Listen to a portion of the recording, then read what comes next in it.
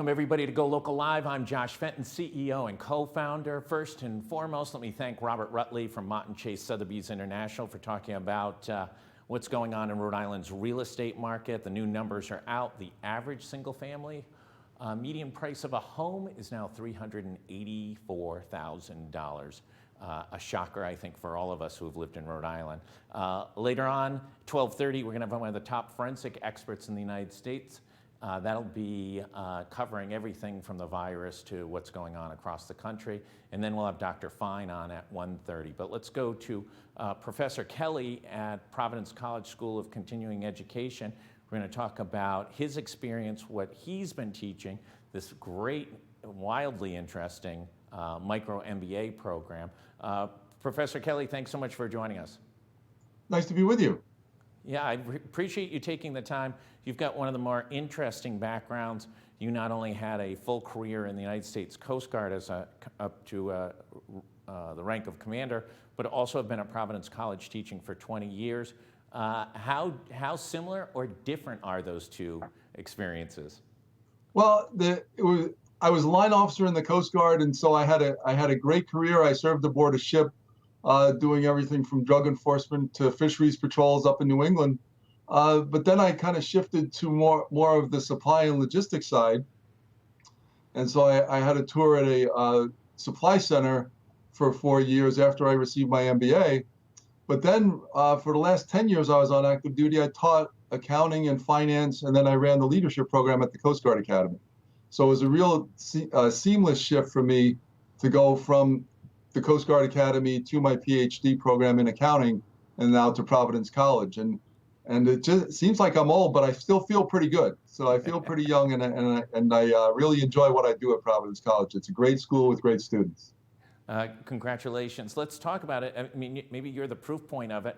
Talk about being agile and being able to pivot in business. Talk about that. We've gone through a remarkable experience as a nation and as a state, all the complexities that are going on relative to the virus shutdowns, reopenings, Delta virus.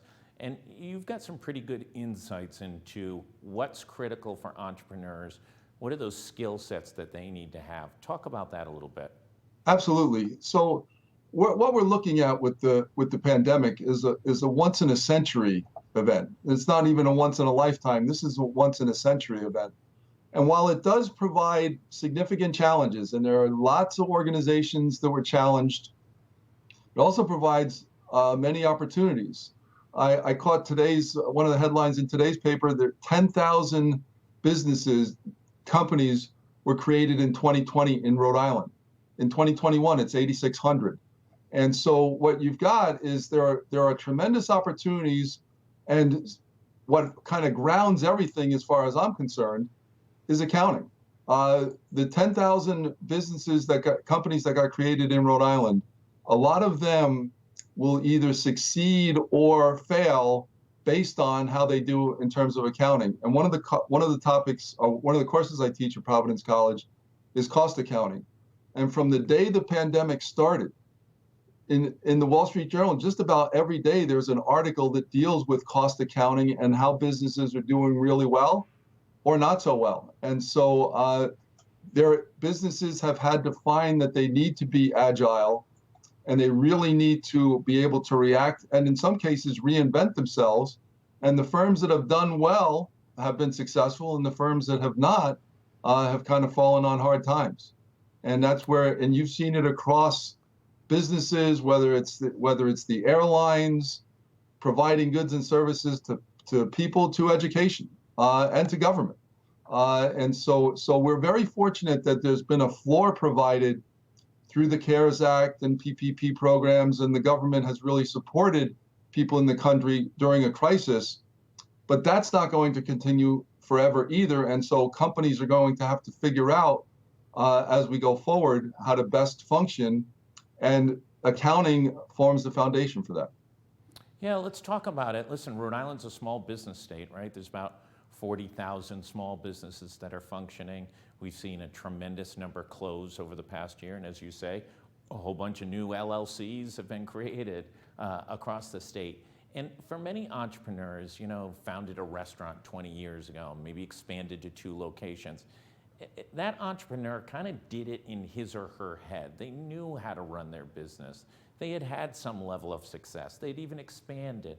And other than maybe for a bank loan, they didn't spend much time thinking about accounting and really analyzing their numbers. Talk a little bit about, one, how this micro MBA program will enhance that, and 2, why you can't fake it anymore. It's absolutely critical now. Absolutely. People, and we'll focus on small businesses here for a second, but you have to understand how your business works from an accounting perspective. You have to understand your financial position. You have to understand your cost structure. You have to understand how you're going to raise revenue, what your expenses are going to be, how you're going to have access to cash. And you really need to understand that prior to a crisis occurring. Because if you don't, the crisis occurs, and then you're trying to, during a crisis, you don't want to be trying to figure out your accounting. You have to have a really solid foundation. And one of the nice things, and so I'm really excited about the micro MBA. This is the first time I've taught in this program, but what's exciting about it is that it's going to be providing fundamental tools to people who need it as they're embarking maybe in a new business or trying to increase their skills, because with the rate of change that we're dealing with in today's society, you have to be nimble in terms of what you know and what you can do and your knowledge, skills, and abilities so that you can pivot. And even from the time I've been at Providence College, there are students who graduated from our accounting program who are working in industries that didn't exist when I started teaching at Providence College.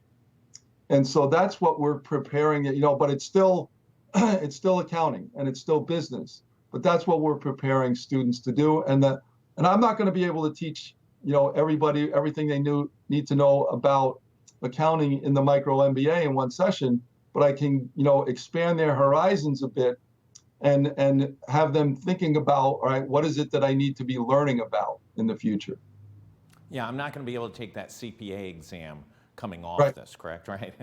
Right. And trust me, you don't want to. Yeah, that's right.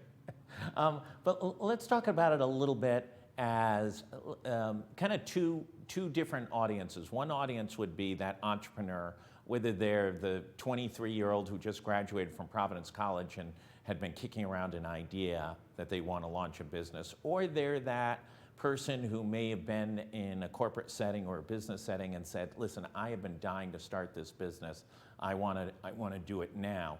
What are those 2 different profiles going to get out of this type of academic opportunity? So if you don't have it, and that's a great question. If you don't have any accounting background, you're going to, what I'll be doing in my session is I'm going to be talking about financial position. I'll be talking about how organizations operate. But then we'll analyze a case, and we'll be looking at things like, and things that people need to be thinking about now. What is your supply chain going to look like? And that's where, some of the biggest challenges that the pandemic's provided is in the area of supply chain. You think you're going, a lot of the automakers thought they were going to be able to make cars coming out of it, and all of a sudden they've got a chip problem. You're going to learn about cash position. Some organizations that needed cash to withstand the pandemic weren't able to get it. All right. Others that were able to do quite well. And so those are the sorts of things I'm going to try to provide a big picture, but then get into a specific case so that the students can see how it's applied. And then for some folks, it's, they through the micro MBA, they might say, okay, I've got enough tools right now to maybe start that business or proceed in terms of what I want to do. Or maybe down the road, they say, I need to learn more. And that's where maybe a program like the MBA comes in, and that can help. And one of the nice things about, I teach in our MBA program, one of the nice things about that program is it's very flexible for working professionals who might want to just take a slow track and while they're working, do the MBA. Professor, a couple things that I think are misnomers right now. I I think a lot of people in business think, oh, I made it through the pandemic, I'm going to be okay. But if you look at a couple of the headlines today, the change is only beginning now. You saw, we have an article about Breeze Airways, who's the new airline at TF Green, from David Neilman, who started JetBlue. He just raised another $200 million. He doesn't have any legacy costs. He doesn't have legacy union agreements. He doesn't have old technology. He has brand new technology. Then you saw the headline in the Wall Street Journal this morning that Amazon is looking to open functionally department stores, right? The change is happening quickly. Yes, you may have made it through the crisis, but the smart companies are going after you and going after you aggressively. How urgent is it for people to build their skill sets right now? Absolutely. It's probably, if you think about it, well, first of all, we're not done with the pandemic. Okay, we've got the Delta variant. Who knows? We don't know where we're going to be we don't know where we're going to be the end of September, and then October, November, December. Thankfully, we have had good vaccination support from the science folks, and I'm grateful to everybody who's worked in terms of developing vaccines, because that's really provided us an opportunity to have some semblance of operations where people are relatively safe. But we don't know what's going to happen in the future. And the rate of change that we've just seen through the pandemic, I can tell you, is going to continue. Whether it's going to be how people work, how people meet, how people socialize. This may not be I would hope that this is the last pandemic during our lifetime. Probably not. And so, but it also, again, provides significant opportunities. Think about the opportunities that going through this vaccination development is going to provide to healthcare people to provide, increased medical care for a variety of different maladies that people have. And but the rate of change is going to continue, and accelerate. And so I think it's more important than ever that people really, develop their skill set so that they can pivot, because the job that you may have right now may not be there in 5 years. And probably a perfect example of that is what's been happening from a technological standpoint in terms of transportation. We've been hearing a bit about driverless cars and that sort of thing. This past weekend, I saw a report on driverless tractor trailer trucks. And so for somebody who drives on I-95, how are you going to feel about it when you look over in that cab next to you and within 10 years potentially, and there's nobody driving? It's a computer that's going to be driving that truck. That's kind of where we're going. And so the rate of change is going to just continue to accelerate and fundamentally transform industries that in ways that we haven't even thought about yet.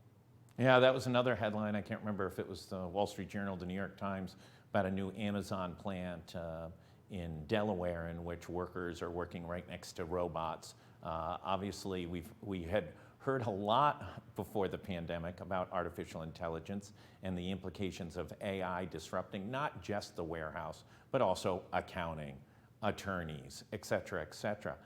That seems to have sped up because people didn't need to be in offices. Technology could replace workers, et cetera. When you look at this micro MBA program, does that, I think all of us who understand running businesses understand that one of the things we look for in hiring people is people who have a thirst for learning. Is this micro MBA program that sort of peek under the tent to get people sort of intellectually charged up about adding to their skill sets? Absolutely.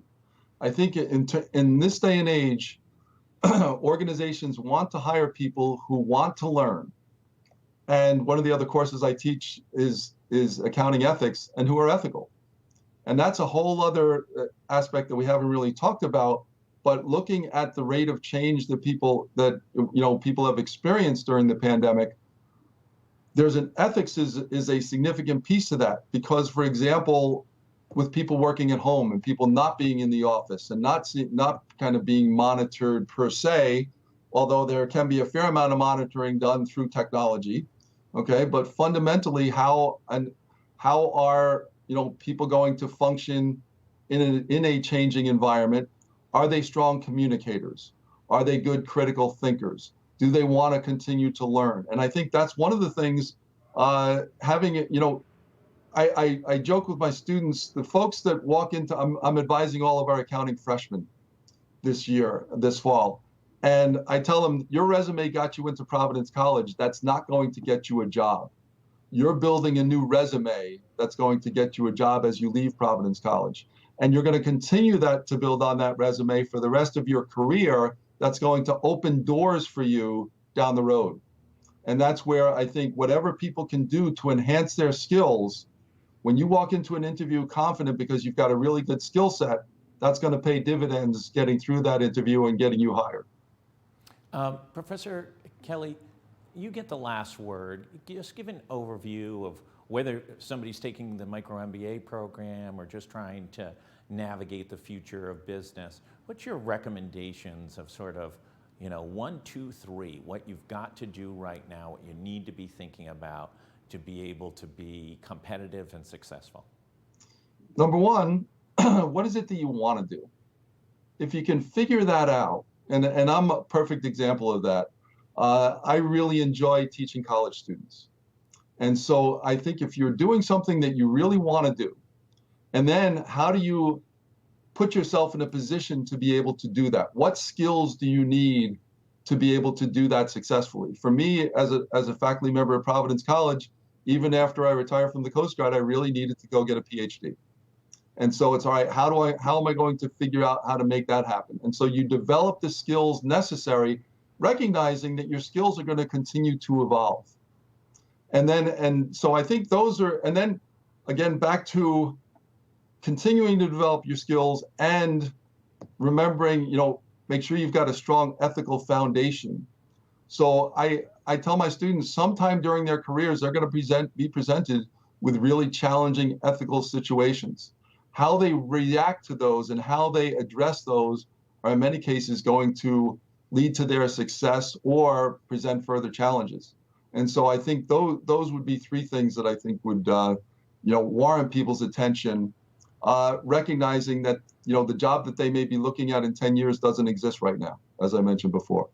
Yeah, absolutely. Professor, I appreciate you taking all the time.